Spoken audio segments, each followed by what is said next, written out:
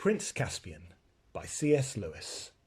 Chapter 4. The Dwarf Tells of Prince Caspian. Prince Caspian lived in a great castle in the centre of Narnia with his uncle, Miraz, the king of Narnia, and his aunt, who all had red hair and was called Queen Pruna Prismia. His father and mother were dead, and the person whom Caspian loved best was his nurse.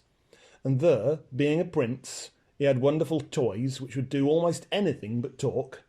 He liked best the last hour of the day, when all the toys had been put back in the cupboards, and nurse would tell him stories.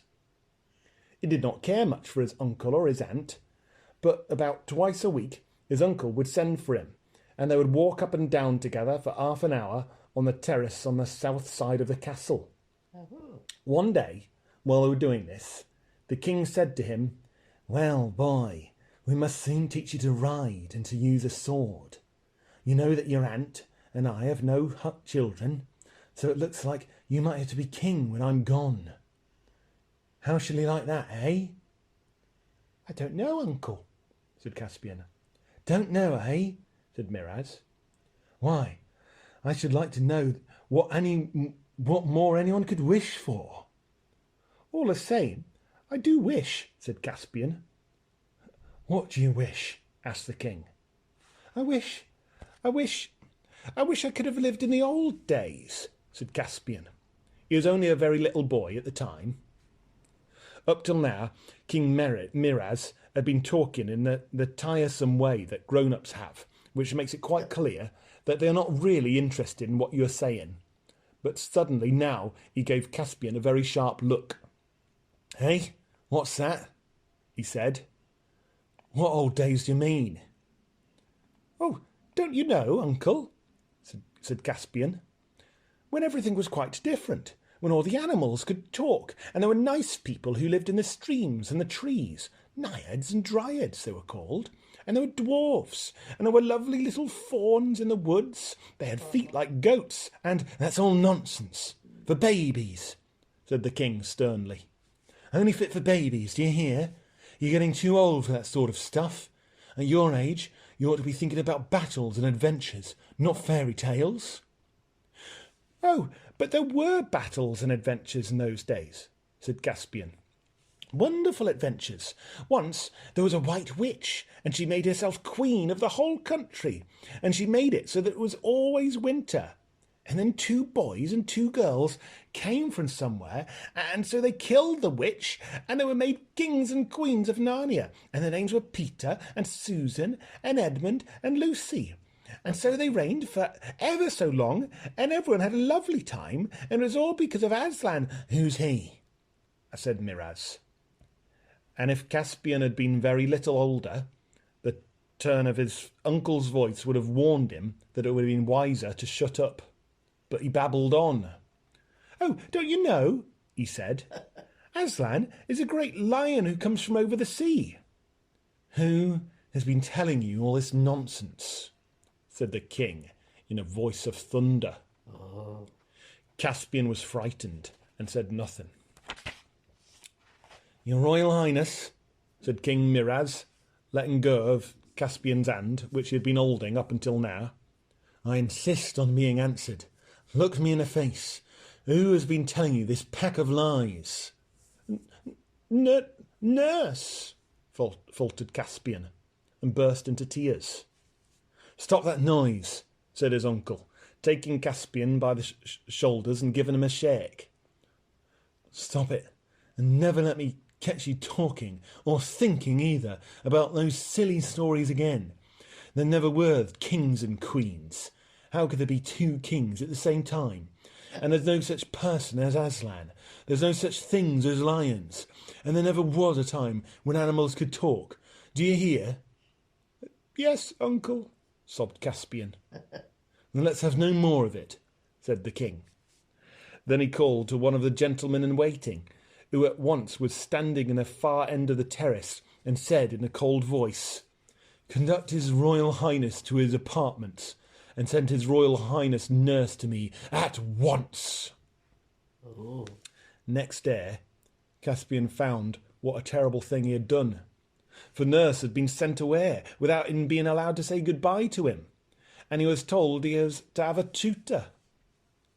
Caspian missed his nurse very much, and shed many tears, because he was so miserable, he thought about the old stories of Narnia far more than before. He dreamed of dwarves and dryads every night, and tried very hard to make the dogs and the cats in the castle talk to him. But the dogs only wagged their tails, and the cats only purred. Caspian felt sure he had ate the new tutor, but when the new tutor arrived about a week later, he turned out to be the sort of person it is almost impossible not to like. He was the smallest and also the fattest man Caspian had ever seen. He had a long, silvery, pointed beard, which came down to his waist, and his face, which was brown and covered with wrinkles, looked very wise, very ugly, and very kind. His voice was grave, and his eyes were merry, so that, until he had got to know him really well, it was hard to know when he was joking and when he was serious. His name was Dr. Cornelius. Of all his lessons with Dr. Cornelius, the one that Caspian liked best was history.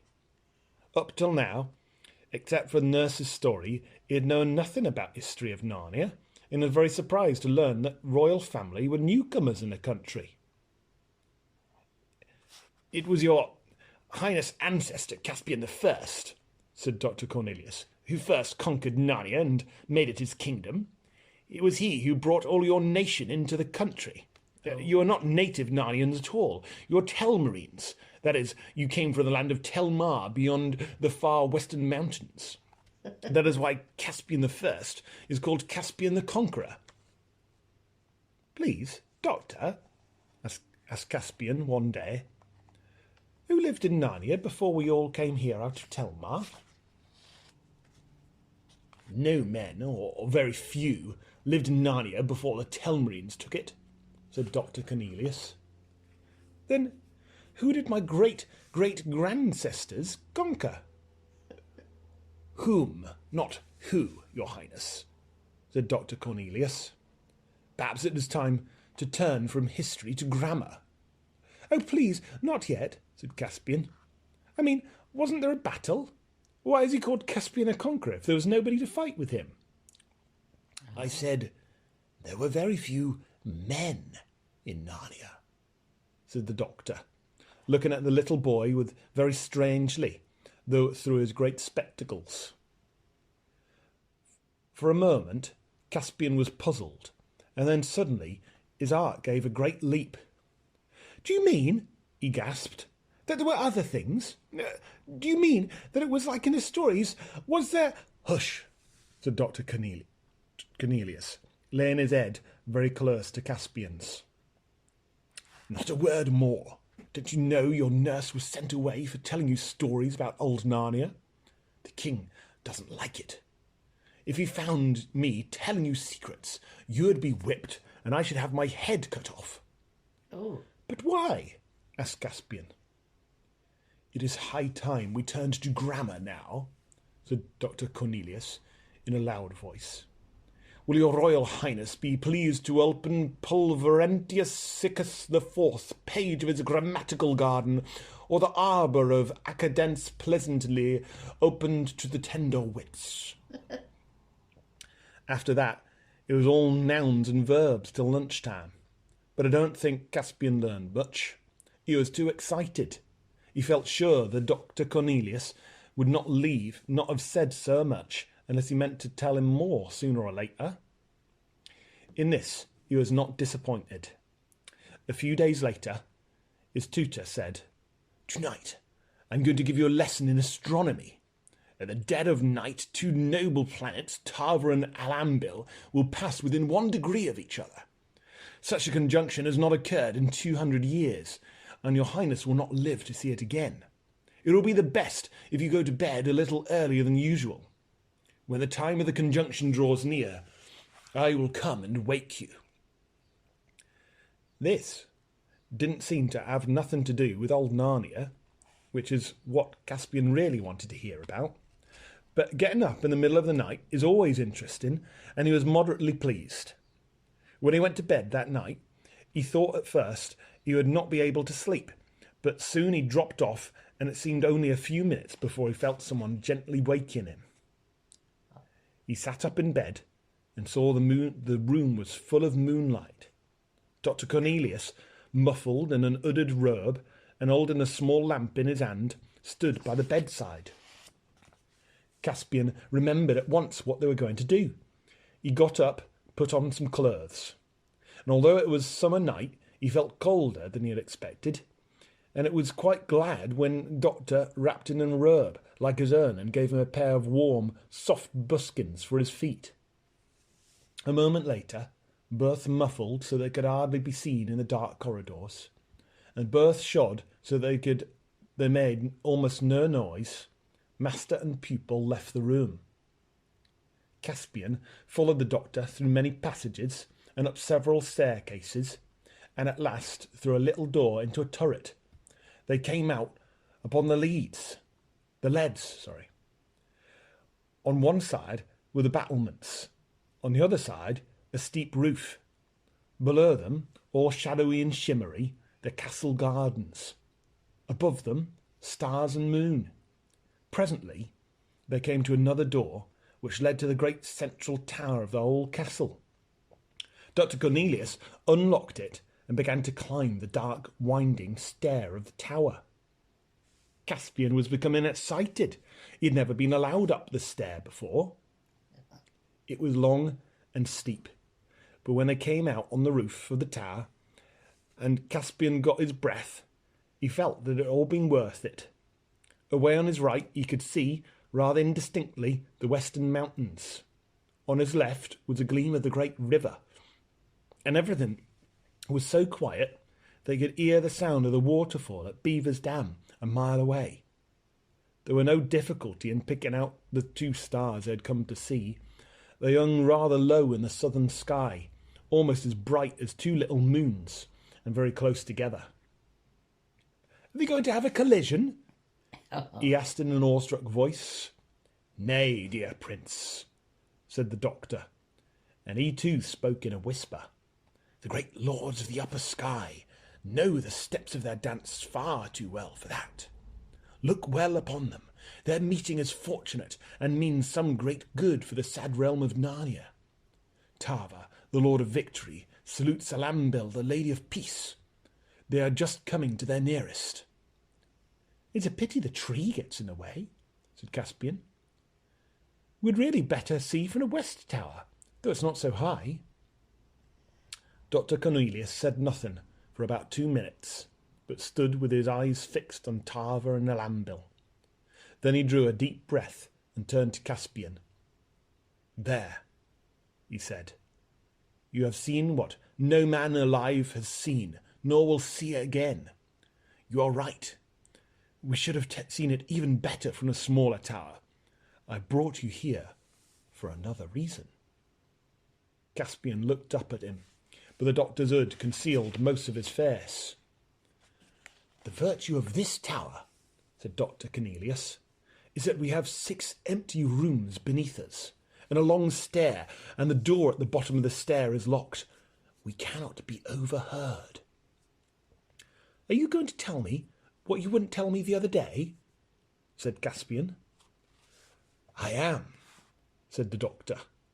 "But remember, you and I must never talk about these things, except here, on the very top of the great tower." "No, that's a promise," said Caspian. "But do go on, please." "Listen," said the doctor. "All you have heard about old Narnia is true. It is not the land of men.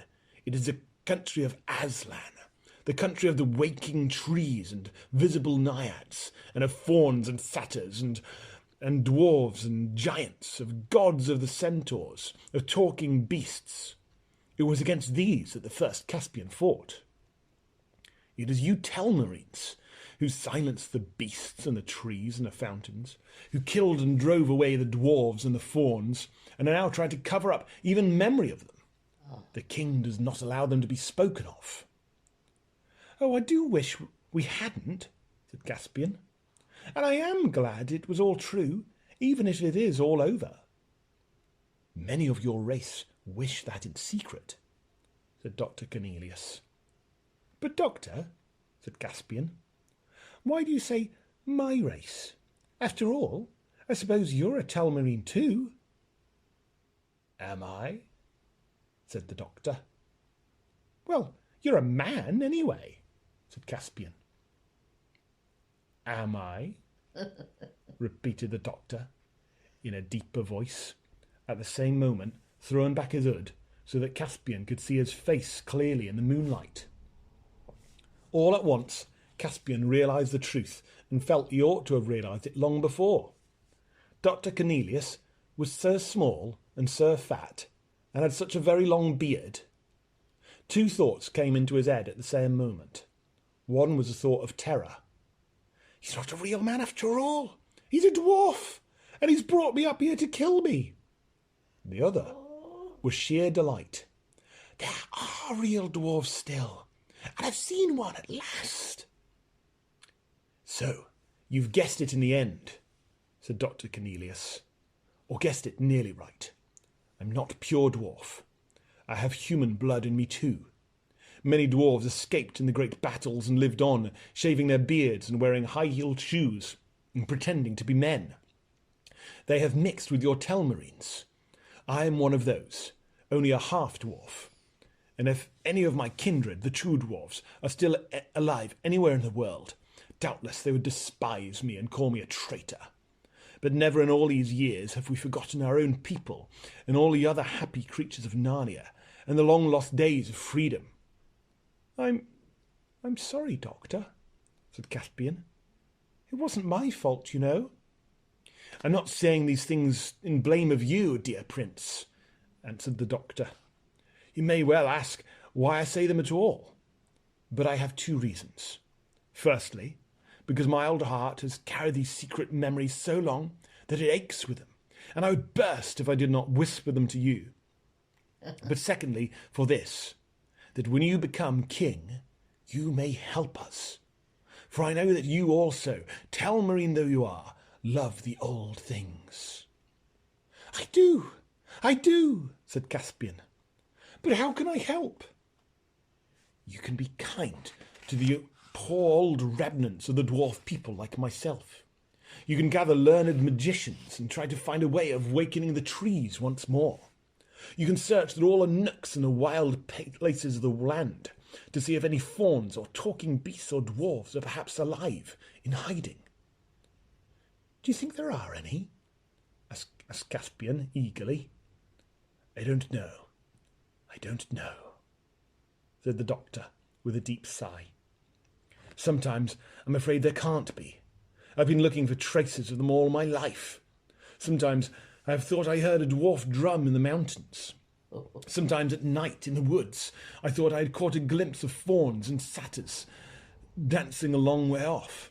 But when I came to the place, there was never anything there. Often I've despaired, but something always happens to start me hoping again. I don't know, but at least you can try to be a king like the High King Peter of old, and not like your uncle. Then it's true about the kings and queens too, and about the White Witch, said Caspian. Certainly it is true, said Cornelius. Their reign was a golden age in Narnia, and the land has never forgotten them. Did they live in this castle, Doctor? Nay, my dear, said the old man. This castle is a thing of yesterday. Your great-great-grandfather built it, and when 2 sons of Adam and 2 daughters of Eve were made kings and queens of Narnia by Aslan himself, they lived in a castle of Cair Paravel. No man alive has seen that blessed place, and perhaps even the ruins of it have now vanished. But we believe it was far from here, down at the mouth of the great river, on the very shore of the sea. Ah, said Caspian with a shudder. Do you mean in the Black Woods, where all the ghosts live? Your Highness speaks as you have been taught, said the doctor, but it is all lies. There are no ghosts there. That's a story invented by the Telmarines. Your kings are in deadly fear of the sea because they can never quite forget that in the stories Aslan comes from over the sea. They don't want to go near it, and they don't want anyone else to go near it. So they have let the great woods grow up and cut off their people from the coast. But because they have quarrelled with the trees, they are afraid of the woods. And because they are afraid of the woods, they imagine they are full of ghosts. And the kings and the great men, hating both the sea and the woods, partly believe these stories and partly encourage them. They feel safer if no one in Narnia dares to go down to the coast and look to the sea, towards Aslan's land and the morning and eastern end of the world. There was a deep silence between them for a few minutes. Then Dr. Cornelius said, "Come, we've been here long enough. It is time to go down to bed." "Must we?" said Caspian. "I'd like to go on talking about these things for hours and hours and hours." "Someone might be looking for us if we did that," said Dr.